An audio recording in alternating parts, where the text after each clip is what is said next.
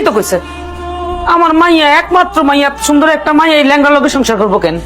বৌমা, তুমি বলছিলে না আমার ছেলের সেবা যত্ন করার লাগে একটা দাসী নিয়ে আসতে?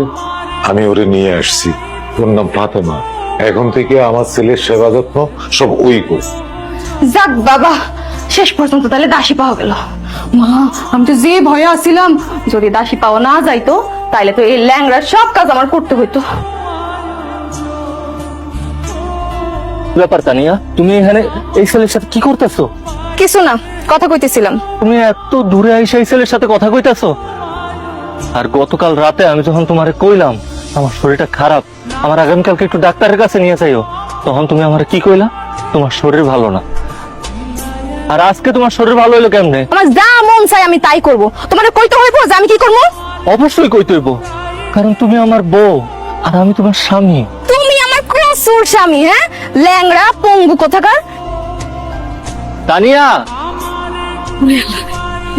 দেখছিস তানিয়া, জামাই তো সুস্থ হয়ে গেছে। আমি জানতাম তুমি সুস্থ হয়ে যাইবা। মা, আমি তোমার কইছিলাম না আমার জামাই সারা জীবন ল্যাংড়া হয়ে থাকবো না, সে সুস্থ হইবই। আমার সুস্থ হওয়ার পেছনে সবচাইতে বড় অবদান কিন্তু আমার। তুমি ভুল বললা তানিয়া। আমি সুস্থ হওয়ার পেছনে তোমার কোনো অবদান নাই।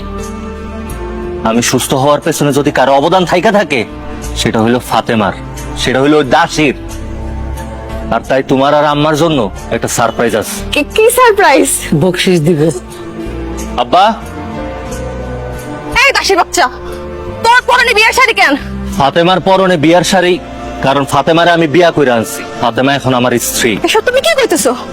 আমি তোমার স্ত্রী থাকতে তুমি সামান্য একটা দাসীরে বিয়ে করছো? সামে বাবাজি, তোমার রুচি এত খারাপ, তুমি একটা দাসীর বিয়ে করছো? না না, এটা হইতে পারে না। তুমি ভুল কইতেছো, তুমি বিয়েটা করো নাই।